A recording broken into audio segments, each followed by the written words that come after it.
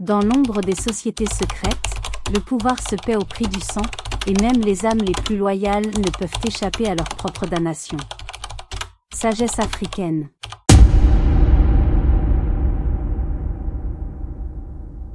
Dans l'obscurité oppressante du vieux manoir de Kérida, perché sur une colline isolée à la lisière de la ville tentaculaire de Njala, une ancienne bâtisse aux murs de pierre usés par le temps, une trentaine d'hommes en costume sombre se tenaient en cercle, leurs visages à peine éclairés par la lueur vacillante des chandelles. L'air était lourd, saturé d'une odeur de cire fondue et d'une tension presque palpable. Au centre de la pièce, une table massive en bois noir, ornée de symboles étranges gravés à même la surface, semblait absorber la lumière. C'était une nuit sans lune, et dehors, le vent sifflait à travers les arbres, comme un murmure lugubre annonçant un destin funeste. Assis sur une chaise en bois dur, les mains moites et le cœur battant à tout rompre, François Kambala, ministre de l'urbanisme de Njala, sentait la sueur couler le long de son dos. À 52 ans, il avait l'allure d'un homme brisé par des années de stress, un visage creusé, des cheveux grisonnants, et des yeux cernés par des nuits sans sommeil. Ce soir-là, il n'était pas dans son bureau climatisé du centre-ville, ni chez lui auprès de sa femme et de ses 3 enfants. Non, il était ici, dans ce lieu maudit, entouré par les membres de la confrérie des ombres de Njala, une société secrète dont il faisait partie depuis plus de 10 ans. Et ce soir, il venait d'être désigné par un tirage au sort cruel, il devait offrir l'un de ses enfants en sacrifice pour sauver sa carrière. Njala était une métropole vibrante mais inquiétante, une ville où la modernité des gratte-ciel côtoyait des traditions ancestrales et des croyances obscures. Les rues grouillantes de monde, les marchés colorés, et les immeubles flambant neufs masquaient une réalité bien plus sombre. Dans les quartiers reculés, on murmurait des histoires de sorcellerie, de rituels chamaniques pratiqués au cœur des forêts denses qui bordaient la ville. Mais ce qui effrayait le plus les habitants, c'était la présence des sociétés secrètes, ces organisations mystérieuses qui opéraient dans l'ombre, infiltrant les plus hautes sphères de la société. Parmi elles, la confrérie des ombres de Njala était la plus redoutée. On disait qu'elle avait des racines si anciennes qu'elles remontaient à l'époque où les premiers colons avaient foulé ces terres, et qu'elle mêlait savoir magique et soif de pouvoir. François n'avait pas choisi de rejoindre la confrérie. 10 ans plus tôt, alors qu'il n'était qu'un fonctionnaire ambitieux rêvant d'une carrière politique, un collègue influent l'avait introduit dans ce cercle fermé. Au début, il avait été séduit par les promesses. La confrérie offrait protection, réseau, et une connaissance interdite qui pouvait transformer la vie de ses membres. On parlait de rituels capables de manipuler les esprits, d'apporter la richesse ou d'éliminer les ennemis. Mais François avait vite compris que ces avantages avaient un prix. La confrérie n'était pas seulement une quête de savoir, c'était une quête de puissance, et cette puissance exigeait des sacrifices, parfois terribles. Il avait entendu des rumeurs sur des membres qui avaient dû offrir leur propre sang, ou pire, celui de leurs proches, pour satisfaire les forces occultes que la confrérie invoquait. Le grand maître de la confrérie, un homme imposant d'une 60aine d'années nommé Maître Idriss Ngoma, se tenait au centre de la pièce, drapé dans une toge noire ornée de fils d'or. Ses yeux perçants semblaient transpercer l'âme de François. « Frère François », dit-il d'une voix grave, résonnant dans la salle comme un écho sinistre, le sort a désigné. Pour que notre pouvoir magique protège notre position au sein du gouvernement, il nous faut du sang. Le sang innocent d'un enfant. Tu dois offrir l'un des tiens. François sentit ses jambes trembler. Ses 3 enfants Amina, 12 ans, Kofi, 9 ans, et la petite Yara, 6 ans lui revinrent en mémoire. Il revit leurs visages rieurs, leurs éclats de rire lorsqu'ils rentraient du travail, leurs petites mains qui se glissaient dans les siennes. Comment pouvait-il choisir? Comment pouvait-il même envisager une telle horreur? Maître Idriss? Murmura-t-il, la voix brisée, je ne peux pas. Ce sont mes enfants. Je ne peux pas faire ça. Un murmure de désapprobation parcourut l'assemblée. Les autres membres, tous des hommes puissants ministres, généraux, homme d'affaires le regardait avec un mélange de pitié et de mépris. Tu savais à quoi tu t'engageais en rejoignant la confrérie, rétorqua Maître Idriss, implacable. Toute action magique de haut niveau exige un sacrifice.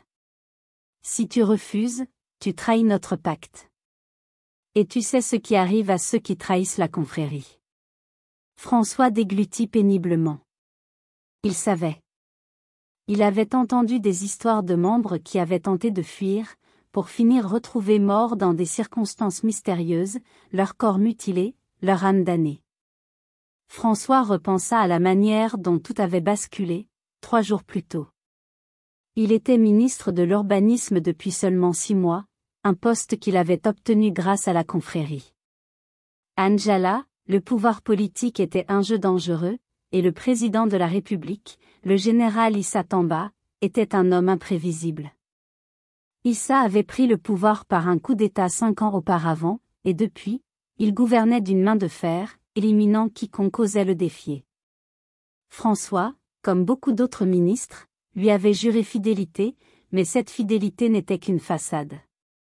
En réalité, c'était la confrérie qui tirait les ficelles, manipulant les décisions du général pour protéger ses membres. Mais ce matin-là, tout avait changé. François avait été réveillé à l'aube par un appel urgent. Le général Issa Tamba convoquait un conseil des ministres exceptionnel. Pourquoi, avait-il demandé, encore ensommeillé, à son assistant. On n'en sait rien, monsieur le ministre, avait répondu l'homme, la voix tremblante. On m'a juste dit de venir, et vite. François avait attrapé ses dossiers en hâte, le cœur battant.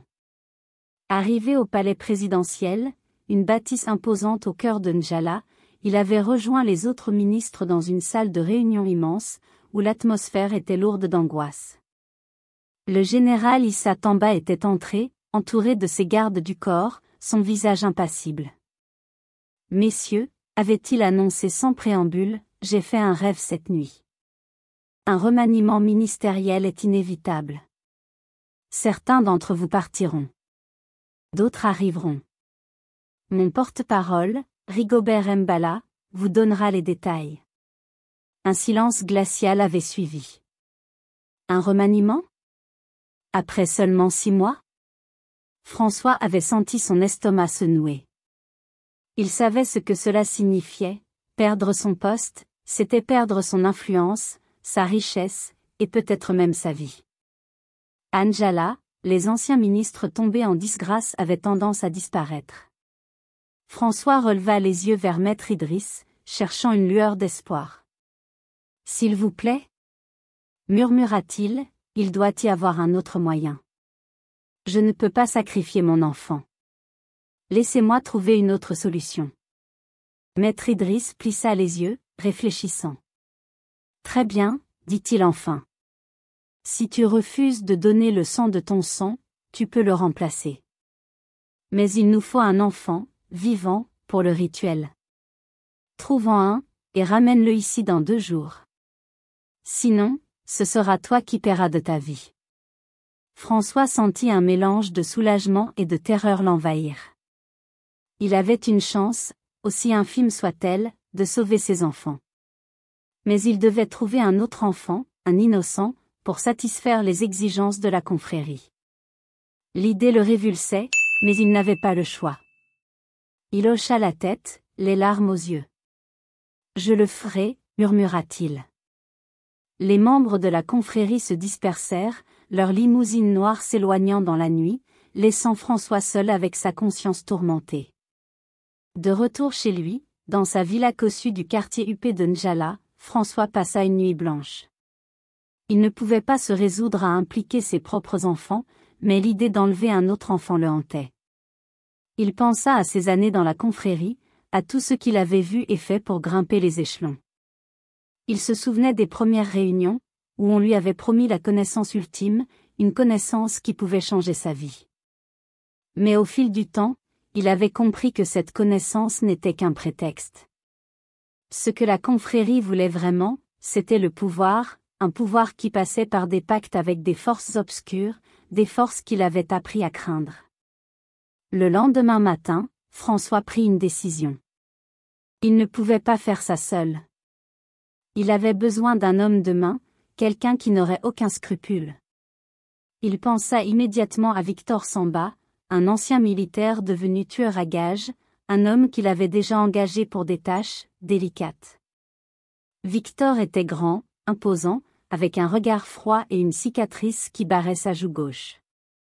François l'appela et lui donna rendez-vous dans sa villa, à l'abri des regards.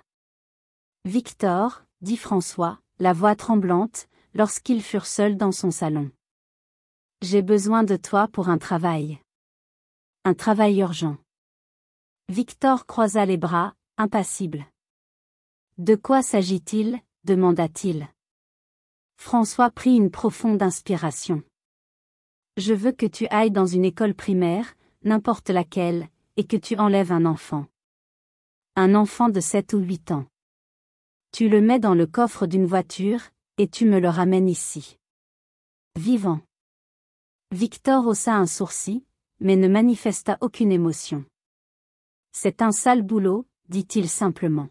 « Ça va coûter cher. » François ouvrit un tiroir et en sortit une liasse de billets. « 2 millions de francs Njala, » dit-il. « La moitié maintenant, l'autre moitié quand tu me ramèneras l'enfant. » Victor prit l'argent, le compta rapidement, et hocha la tête. « D'accord. Je le ferai demain après-midi. » François le regarda partir, un nœud dans l'estomac. Il savait qu'il venait de franchir une ligne dont il ne pourrait jamais revenir. Le lendemain après-midi, Victor se gara devant une école primaire dans le quartier populaire de Goromé. Les enfants jouaient dans la cour, leur rire résonnant dans l'air. Victor repéra un petit garçon qui s'était éloigné des autres, un enfant aux grands yeux curieux, vêtu d'un uniforme bleu délavé. Petit, appela-t-il doucement, un sourire faussement amical sur le visage. « Viens voir, j'ai des bonbons. » L'enfant hésita, puis s'approcha. Victor ouvrit le coffre de sa voiture, prétendant y chercher les bonbons, et en un mouvement rapide, il attrapa le garçon et le poussa à l'intérieur, refermant le coffre avant que quiconque ne puisse réagir. Le garçon cria, mais le bruit fut étouffé par le moteur de la voiture qui démarrait en trombe. De retour à la villa de François, Victor frappa à la porte. François, qui tournait en rond depuis des heures, bondit pour ouvrir. « Tu l'as » demanda-t-il, la voix rauque. Victor hocha la tête et désigna la voiture. « Il est dans le coffre. » François sentit son cœur s'accélérer. Il suivit Victor jusqu'à la voiture, et lorsque celui-ci ouvrit le coffre, François sentit le sol se dérober sous ses pieds. Là, ligoté et tremblant, se trouvait Kofi, son propre fils de 9 ans. « Non !» murmura François, les larmes lui montant aux yeux. « Non, non, non. Comment as-tu pu ?» Victor haussa les épaules, indifférent. « Tu m'as dit un enfant de 7 ou 8 ans. C'est ce que j'ai trouvé. » François tomba à genoux, le visage entre les mains. Le hasard, ou peut-être une force plus sombre, venait de le piéger. Il avait voulu épargner ses enfants, et maintenant, il se retrouvait face à l'un d'eux, prisonnier à cause de ses propres ordres. Ce soir-là, François emmena Kofi au manoir de Kérida, comme l'exigeait la confrérie. Il l'avait laissé dans le sac, incapable de croiser son regard, de voir la peur dans ses yeux. Arrivé au manoir, il fut accueilli par les membres de la confrérie, qui le félicitèrent pour avoir tenu parole.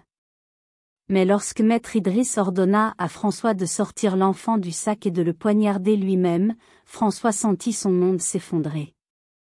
Il ouvrit le sac, et Kofi, en le voyant, murmura d'une voix tremblante. « Papa. Pourquoi ?» François lâcha le couteau que Maître Idriss lui avait tendu. « Je ne peux pas » cria-t-il, les larmes coulant sur ses joues. « C'est mon fils. Cet idiot de Victor a enlevé mon propre fils. » Un silence glacial envahit la pièce. Maître Idriss s'avança, son regard dur. « Le sang doit couler, » dit-il. « Si tu refuses de sacrifier ton fils, alors ce sera toi. François implora, supplia, mais la confrérie était inflexible. On lui tendit un revolver avec une seule balle. « Tire-toi une balle dans la tête », ordonna maître Idriss. « C'est ta punition. » François prit l'arme, ses mains tremblantes. Il regarda Kofi une dernière fois, murmura un « je t'aime » à peine audible, et appuya sur la détente. Un clic. Rien. Il appuya encore. Un autre clic. La sueur coulait sur son front. À la troisième tentative, un coup de feu retentit, et François s'effondra, mort. Le lendemain matin, la radio de Njala annonça la nouvelle. François Kambala, ministre de l'Urbanisme, s'était suicidé. Dans la foulée, le général Issa Tamba limogea l'ensemble de son gouvernement, rendant le sacrifice de François totalement vain. Kofi fut retrouvé vivant, mais traumatisé, incapable de parler de ce qu'il avait vu. La confrérie des ombres de Njala continua d'exister, ses membres se réunissant toujours dans l'ombre, cherchant toujours plus de pouvoir, au mépris des vies qu'ils brisaient.